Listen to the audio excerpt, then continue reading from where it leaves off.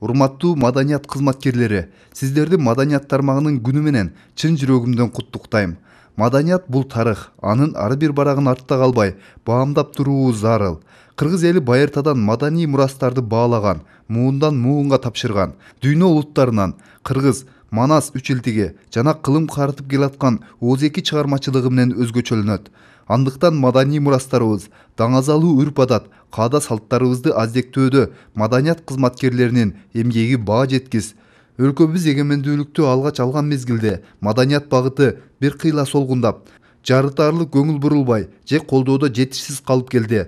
Бирок ага карабастан маданияттын миң кырдуу түйшүгүн көтөрүп, кыргыз журтчулугун руханий жактан азыктандырып, кадырлап сыйлаган кызматкерлер учурда өз алдынча алдыга умтулуунун үстүндө. Кыргыз жаштары жакынкы эле эмес, алыскы чет өлкөлөрдө да өз өнөрлөрү менен Кыргызстанды таанытуу аракетинде.